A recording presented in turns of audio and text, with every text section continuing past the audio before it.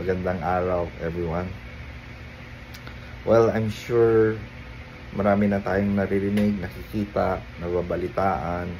A lot of people are really getting sick, no? Some people having severe illness, no? Heart attacks, strokes, and a lot of those in their younger years, no? In their early 40s. When they do develop heart attack, most of them actually die. So it's really sad to see these types of things happening, and we don't really see this becoming less frequent. In fact, there is sadly, no, talagang medyo dadami talaga ito, especially those who have been, misled by these health protocols. So anyway, just to remind everyone, keep yourself healthy, do your blood test, especially if you have had several of those shots.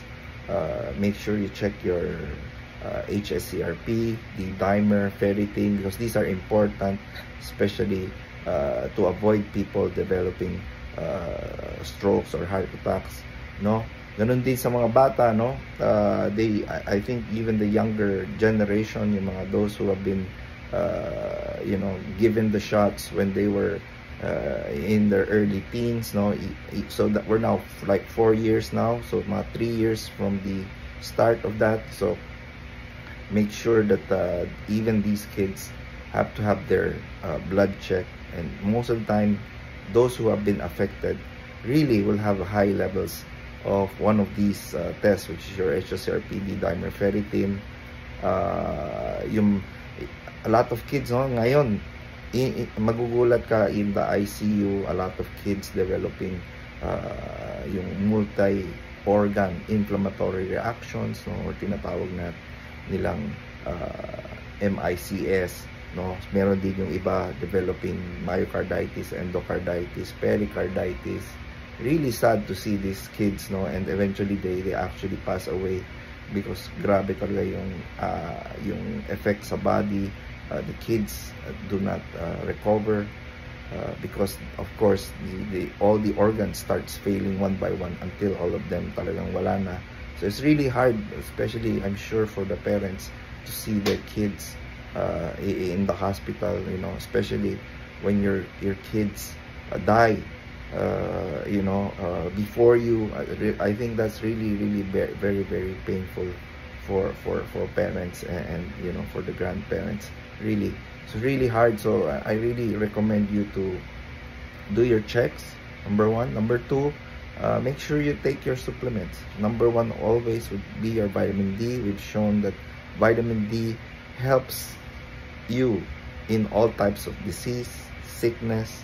No, higher vitamin D levels means lesser chance of getting a severe form of disease, whether it's viral, bacterial, whether it's you develop MI or stroke. If you have high vitamin D, we've seen that showing it really helps a lot of these types of sickness. So take your vitamin D. It's not expensive. Number two, you have to take, if you've been shot several times, or if you have friends or family have been shot, misled several times, aspirin.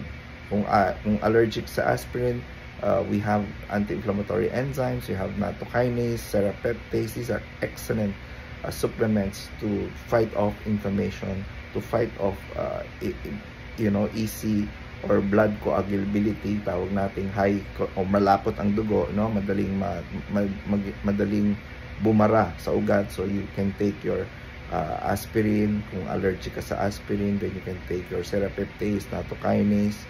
Omega-3 also very good. Lots of turmeric, lots of quercetin, yung onions, garlic, So these are things that you can do to help, because we really see a lot of people. Sadly, we're really seeing a lot of people with these types of diseases, and we want to avoid that happening, or at least make it worse. So if we can catch it early, the better. We can treat it more efficiently and effectively, rather than yung tinatawag natin catch up. Hahabol, medyo mahirap pag humabol pag may sakit, grabe na yung sakit. Okay? So thank you everyone for listening. See you again next time.